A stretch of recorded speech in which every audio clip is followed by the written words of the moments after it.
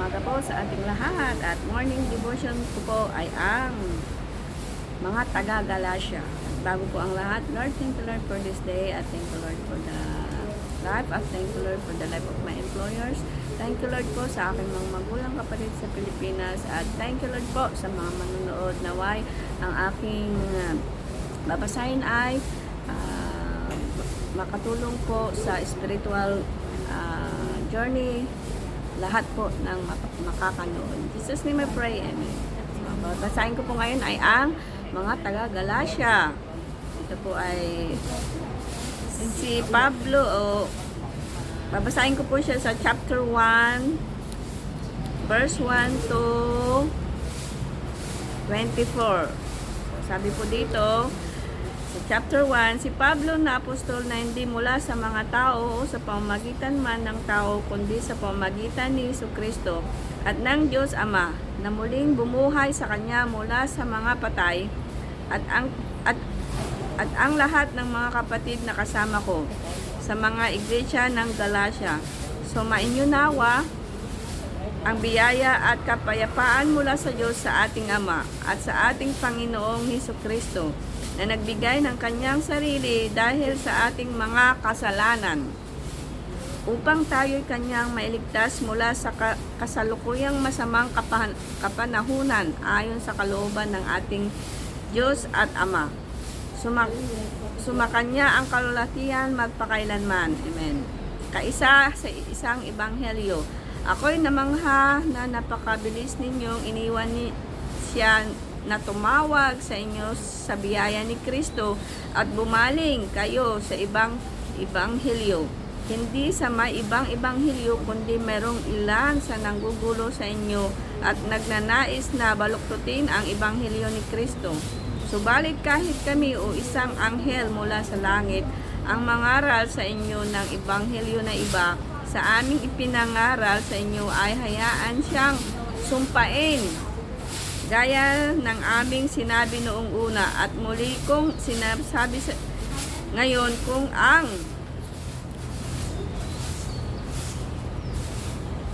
sinumang mangaral sa inyong ng ebanghelyo na iba kaysa inyong tinanggap, ay hayaan siyang sumpain. Ako ba'y naghahangad ngayon ng pag-asang ayon ng mga tao o ng Diyos? O sinikap ko bang bigyang lugod ang mga tao? Kung ako'y nagbibigay lugod pa rin sa mga tao, hindi sana ako naging alipin ni Kristo. Pagkatawag kay Pablo, sapagkat nais kong malaman ninyo, mga kapatid, na ang ebanghelyo na aking pinangaral ay hindi ayon sa tao, sapagkat hindi ko ito tinanggap mula sa tao o itinuro man sa akin, kundi sa pamamagitan ng pahayag ni Jesucristo. Sapagkat inyong narinig ang uri ng aking dating pamuhay sa Judaismo, kung paanong marahas kong inusig ang iglesia ng Diyos at sinikap na wasakin ito. At ako'y nanguna sa Judaismo ng higit kaysa marami sa mga kasing gulang ko sa aking mga kababayan. Higit na mas sigasig ako sa mga tradisyon ng aking mga ninuno. Ngunit nang malugod ang Diyos sa akin, ay nagbukod buhat pa sa sinapupunan ng aking ina, at sa akin ay tumawag sa pamagitan ng kanyang biyaya. Ipinahayag ang kanyang anak sa akin upang siya'y aking ipangaral sa mga hintil. Hindi ako sumangguni sa sinumang laman at dugo. Nagtungo man ako sa Jerusalem sa mga apostol na una sa akin, kundi nagtungo ako sa Arabia at muli akong nagbalik sa Damasco. Nang makaraan ang 3 taon, nagtungo ako sa Jerusalem upang dalawin si Cephas at na malaging kasama niya ng 15 araw. Ngunit wala akong nakita sa mga ibang apostol maliban kay Santiago, na kapatid ng Panginoon, tungkol sa mga bagay na isinulat ko sa inyo sa harapan ng Diyos. Hindi ako nagsisinungaling. Pagkatapos ay nagtungo ako sa mga lupain ng Syria at Cilicia. Ngunit hindi pa ako mukhang nakikilala sa mga iglesia ng Judea na kay Kristo. Narinig lamang nila na sinasabi siya na ang dating umuusig sa ating ngayon, ipinangaral siya'y pananampalataya na dati sinikap niyang wasakin ang kanilang niluwalhati ang Diyos dahil sa akin.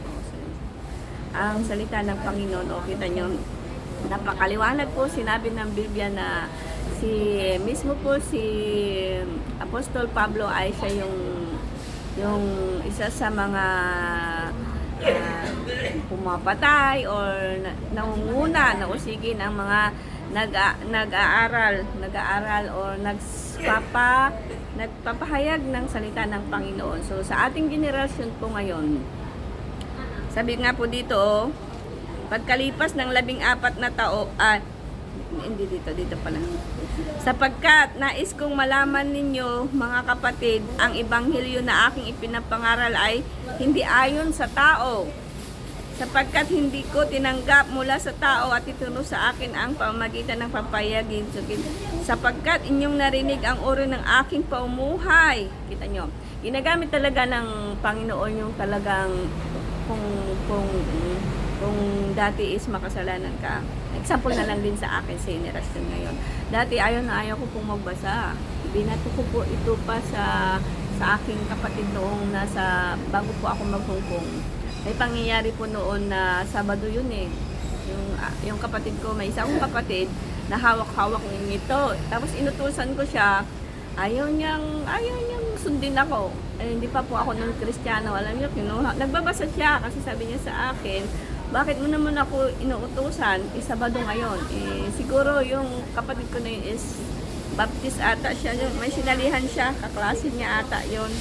Tapos binato ko po yun. But suddenly, nung pagbalik ko po dito sa Hong Kong, first time ko po talaga na makapasok sa isang congregation dito. Yun po yung una ko pong na pagsimbahan is yung The Rivers of Living Water, which is matagal na panahon po ako doon na naging paupo-upo, but in my heart, nung pagpasok ko po na gano'n, parang naantig yung puso ko, but hindi ko akalain na sa ngayon, kasi dati ayaw ko talaga. Nung hindi ko po naaral ang salita ng Panginoon, nahihiya ako.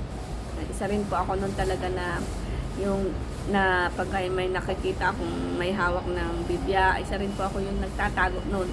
But glory to God ngayon, kahit na ako'y may daladala at may nag-evangelize ako, tinataguan ako, hindi ako nasasaktan. Bakit? Kasi pinagdaanan ko yon. So ang ginagawa ko na lang, devotion.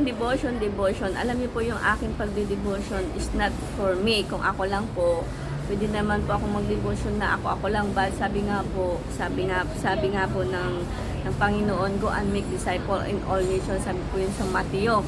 So ibig sabihin po, kailangan po natin ipahayag ang salita ng Panginoon para po sa ganon, marami pong mailigtas. Kasi po, alam mo, the more po na nag-share po tayo, makukulitan yung tao eh, kagaya ko. Kung hindi po ako siguro nagsimba, hindi po ako matututo. But glory to God, nung talaga ako'y tinawag ng Panginoon, alam niyo po, andun na po yung heart of obedience. Alam niyo po, binago ka na po ng Panginoon. Dati gusto ko ng napakaraming kaibigan, gusto ko ng napakaraming pera. Yan.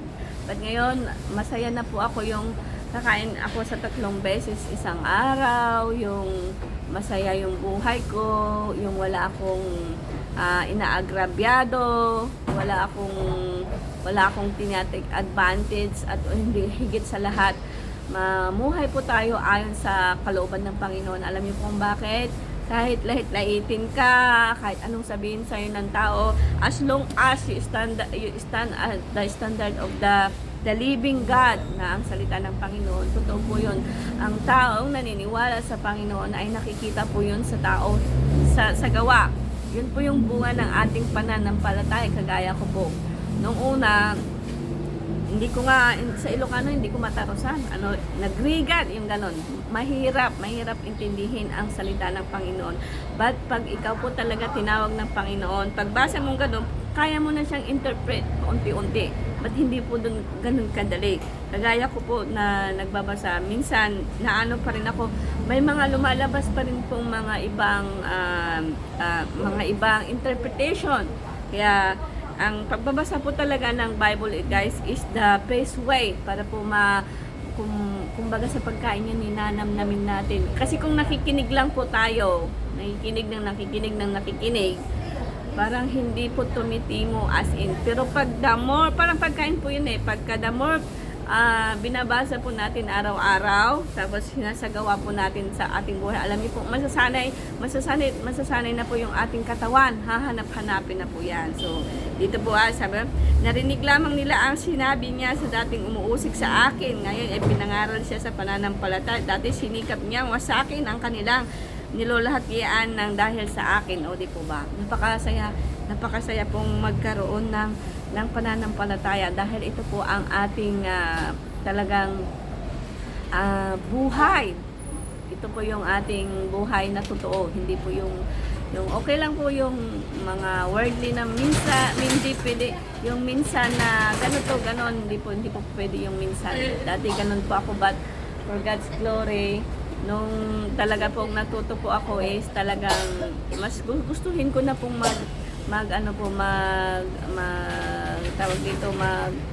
magbasa, mag-devotion. Alam niyo po, tayong kapatid lang po as OFW, unahin niyo pong magbasa. Unahin niyo po talaga dahil ito po yung ating sandigan sa ating spiritual.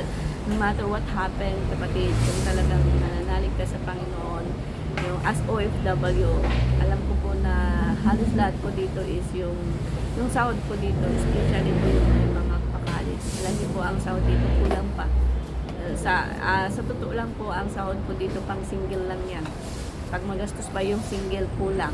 Ganun po dito. Kaya payo ko po sa mga OFW na nanonood or may OFW po kayong kamag-anak, tulungan niyo po silang makaahon sa pagtitiis. Kagaya ko po, gusto ko pong umuwi pero hindi ko magawa kasi ayaw ko pong pabigat sa aking pamilya. Although na may naambag na ako sa amin, but hindi po yun yung assurance na pwede na akong umuwi. So, ang ginagawa ko po, as long as God make a way, kung saan man pa ako dalhin ng Panginoon, ako po mag-share ng salita ng Panginoon. At by the way po, pagka minsan po dyan sa Pilipinas, ako'y may po dyan, nagawa po ako ng mini library sa Bible. Sabi ng kapatid ko, anin mo ng Bible, sabi ganun. Kasi may friend akong may online, tapos kinuha niya yung aking name, tapos sinend niya sa amin. So glory to God na very soon makikita ko po yun. So hanggang dito na lang po at have a nice day everyone. Bye-bye!